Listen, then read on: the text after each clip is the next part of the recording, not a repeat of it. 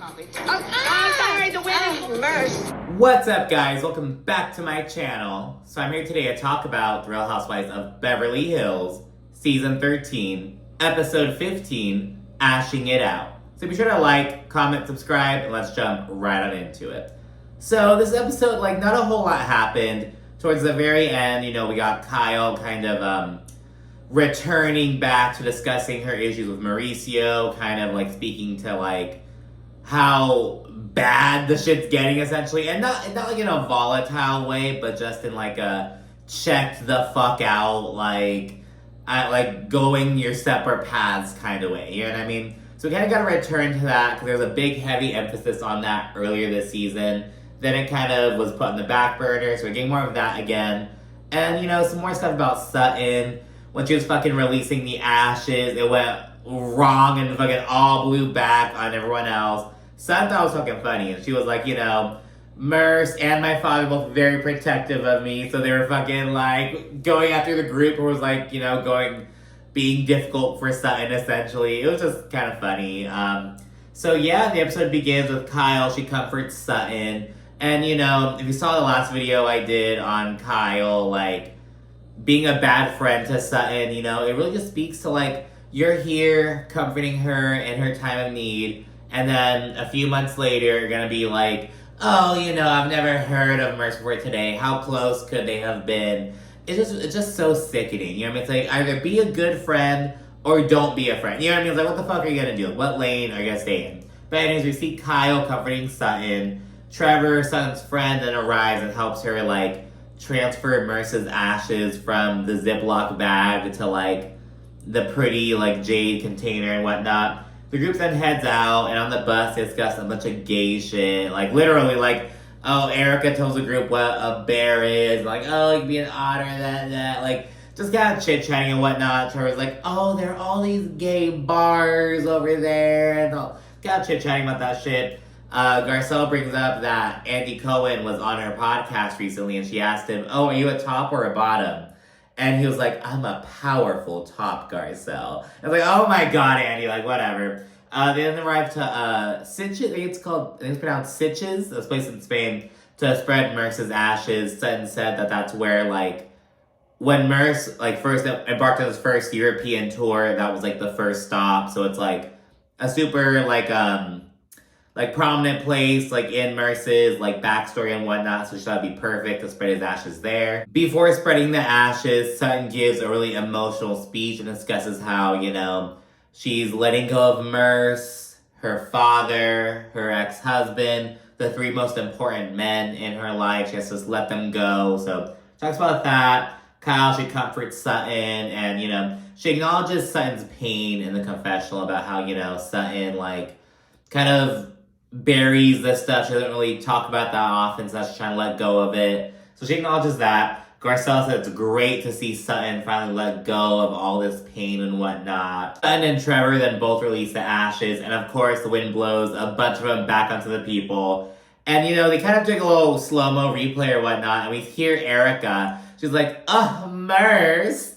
And it was so funny because it was oh, Merce, you just bumped in. Well, he kind of did bump into her in a way, but you're you just said a bad joke, or you're like, oh, Merce. It's it was just fucking funny. I'm not explaining it, just the way she said it. Sorry, the wind. Merce. After Sutton lets go of the ashes, she then kind of initiates this ceremony for everyone to let go of something they've been holding on to.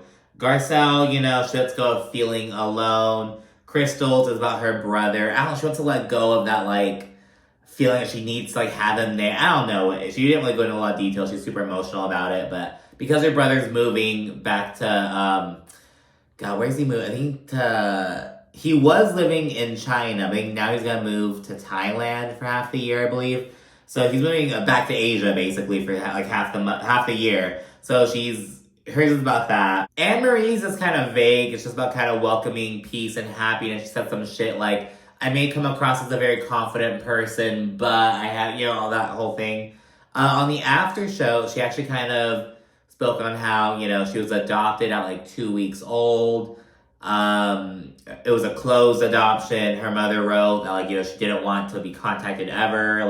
kept talking a bit about that and how she tried reaching out to, like, her mother's sister, but was blocked, this whole thing. And I'm curious to know why Anne-Marie isn't, like, going into more detail about this, like, on the show. Maybe she is, but they're cutting it out. Like, I'm not sure, but I feel like her on the after show was the first time we're hearing about that. Like, and I don't know, maybe she could have got more in detail about it on the actual Spain trip.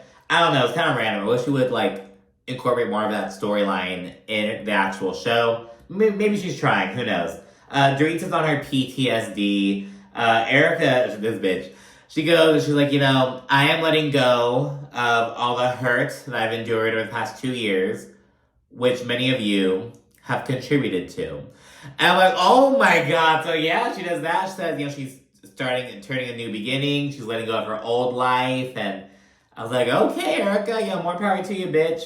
Kyle's is on the guilt of thinking that she could have done more to, like, you know, with Lorraine or with her sisters and with the group. Just feeling like she could have done more. Trying to let go of that guilt and, you know, that heaviness. In the confessional, though, Kyle acknowledges that, you know, she's also trying to let go of the uncertainty in her marriage. Though she notes that she isn't really ready to, like, talk about it with the group, which I think is kind of understandable considering the, you know, the fucking first 6 or so episodes that Kyle had, you know what I mean? Like, just all the focus was on that. So yeah, she wants to let go of the fear and uncertainty, which sounds a lot like, bitch, she's... Because if you let go of the uncertainty, you know, it's like, are you kind of letting go of the hope that you could get better? You know what I mean? I don't know. But anyways, after a group hug, Lee's kind of dispersed and whatnot. While one-on-one, Crystal tells Erika, you know, I'm really sorry that I caused you pain. I contributed to your pain. And Erika's like, that's all right, honey. And in the confessional, Erika says, you know, Crystal's the only one who owned up to, like, how, you know, yeah, I was asking you all these questions last year about the victims of the money, and I can see how, you know, that was not cool, so I'm sorry.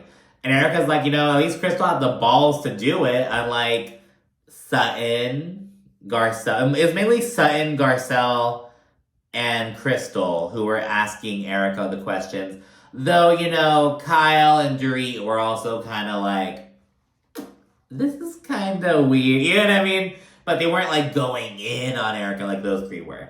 But yeah, the ladies then head back to the hotel to prep for an evening of flamenco dance. During glam, Erika vents about, you know, the hurt from feeling, you know, misjudged and mischaracterized last year. And she wishes that everyone sat with her and apologized. But she's like, you know, in therapy, you learn to acknowledge, like, my feelings are valid. I have to acknowledge them. But you can't expect others to acknowledge your feelings. That's not going to happen. She's kind of, like, reckoning with that and whatnot. Kyle hops on FaceTime with her 2 middle daughters. So it's Alexia and Sophia. And they're in the car. One of Alexia, she's wearing Kyle's sweater that she wore earlier this season. Just a little cute thing. I've always stolen my dad's clothes. It's like just a thing. Once ladies get ready, Kyle gets shit on for wearing a color other than red. Because Sutton was like, everyone has to wear red. She sent, like, the emoji dancer lady to, like, you have to dress like this. But Kyle wound up wearing, like, like a hot orange, almost like a red orange, but not exactly. It's like just a really hot orange damn near. While heading out, ladies have a rough time navigating the cobblestone streets. Dorit is like, oh, you would think after living in Europe for so many years, I know how to walk in heels on cobblestone streets. But, you know, it's like, oh, no, you didn't pick that up with something that's fucking useful. But you pick up this fake-ass fucking accent. Like, Dorit gets on my nerves. It's like, girl, you're from Connecticut. Stop it. On the van, Sutton and Garcelle, they explore the prospect of, like, getting married again at this point. Then they discuss, you know, trusting your husband and just signing shit. And, you know, like, everyone has, like, signed shit or agreed to shit, you know, even if it's, like, just at the fucking, you know, when you're downloading an app or at the store or whatnot. But it's like, we have to stop doing that. It's so hard. And then, like, the one time you do actually, like, sit down, read the terms and conditions, you're like, well, this is just boring. It's the same old shit. You know what I mean? It's like, it's so, you know what I mean? Like, you know, if you're like, need a new fucking job, you get a job offer, are you gonna sit there and read every fucking word? You're like, bitch, I need a full-time job. I'm fucking taking it. So it's, like, so hard.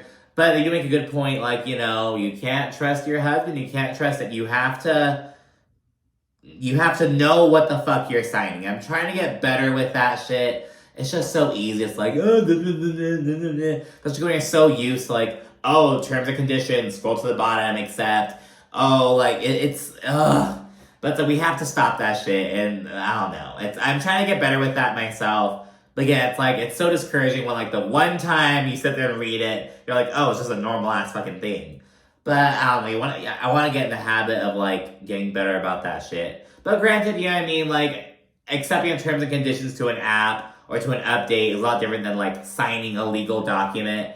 But, you know, the same, like, principle stands. You get what I'm saying? I'm just fucking talking at this point. The ladies then check out the Tableau de Carmen, this, like, famous stage. I haven't heard that word tableau in so fucking long. Taking back to, like, one of my, like, undergrad classes, we were talking about, like, old, like, European drama, and it's, like, this old stage or whatever. So go there, learn about, like, flamenco history and everything. The tour guide proposes a Spanish toast, and Dorit's fucking show off hashtag, oh, of course, and she starts toasting to, like, health and prosperity, like, this corny-ass fucking speech. But the dude's like, no, like, arriba, abajo, a centro, para dentro. Like, you know, up, down, center, inside. It's like a little informal kind of thing. It's like, Dorit, shut the fuck up. Dorit is so irritating. Like, bitch, shut up. Oh my god. The ladies then segue to dinner, where they reflect on how the trip's gone and everything. Erika says the trip went way better than Aspen last year. And Anne-Marie asks, you know, Erika, what did you mean earlier when you discussed, you know,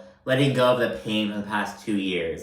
So Erika says that she felt mischaracterized. And while everyone in the group was shitting on her and, like, demanding for her to, like, you know, basically be performative and, like, oh, you should act like you care about these victims and whatnot, like, just to, like, show a show of good faith, Erika's like, no, because there was no standing to this thing. Like, what I said would happen, happened. Everyone's like, oh, why are you appealing this? Well, bitch, because I fucking knew, me and my legal team knew there's some, like, there wasn't a case, you know what I mean? So it's like, she's really holding on to that, like, I was in control, I knew it was gonna happen, but you guys still fucking doubted me. So that's about that. Then, Garcelle mentions how Erika said, you know, that she didn't trust the group earlier this season. I think it was, like, the first group meetup, with Eagle Woman and whatnot. But Erika says, you know, I don't feel quite as, like, on guard as I did before. I'm a bit more relaxed and whatnot. But trust is earned. Sutton then toasts to Erika, and she also acknowledges, you know, not all of us received an invitation to your Vegas residency. But Erika's like, no, you guys are all invited, yada, yada, yada. The dinner show then kicks off, and the women are mortified, and they're invited to go on stage and, like, do the dance. When I'm fucking doing it and whatnot, you know, that's the end of the trip. And it actually turns out, I guess they edited out a whole day of the Spain trip. Like, a whole day just fucking gone. And I'm like, bitch, why can't you do the fucking Potomac trip to Austin? You know, if that last day hadn't been dedicated to celebrating Karen's birthday, it would have totally gotten fucking cut. Like, it being Karen's birthday was the only reason that fucking trip lasted as long as it did. I'm fucking telling you. But anyways, back in Beverly Hills, Cal has Dorit over, and they chit-chat about how she and Mauricio are doing. Cal says that she's been talking to a therapist, and Mauricio recently started joining in, so kind of going from, like, the one-on-one therapy to being, like, a couples therapy kind of thing. Dorit says that Cal seems as disconnected as possible lately, and Cal's like, you know, me and Mauricio, we never fight. We never fight. But the flip side of that is that we don't ever communicate. Like, if we're upset about something, we don't let it out and communicate, you know? Cal also discusses how Mauricio is always traveling so often and puts a strain on their relationship. She also says that he's so invested in the agency right now. Like, if something goes wrong, he's on, like, call after call. He's going over there doing shit like it's his baby. And she's like, why can't you put that same effort into us and fixing our problems?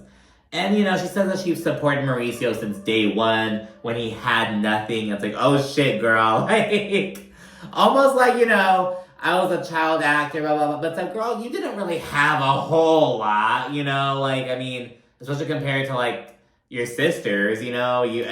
Cal, She had to get married at 18. No, she didn't have to get, well, maybe she fucking did. Yep, she got married at 19 when she was already pregnant with her first daughter, Farrah. So it's kind of given, like, all right, well, I'm already pregnant, we have to get married. They split up 2 years later, and she got with Maurice. So it's like, you didn't have a whole lot going on either, Kyle, but, go off, I guess. Like, oh, Mauricio had nothing. And mind you, Mauricio's mom is, like, a pretty fucking famous, she's a sex therapist down in Mexico, I believe. And now she's kind of controversial for, like, opinions on certain shit, I believe, but, whatever. But anyways, Kyle says that, she needed Mauricio to, like, make their relationship a priority, and he just hasn't been doing that. And she confirms that this is, like, the hardest period that they've gone through in their marriage, and she acknowledges that, they won't survive if no effort is made. And that's where the episode ends. So I know what you think down in the comment section, and of course, you should also like and subscribe, and stay tuned for more. Thank you for watching. Bye.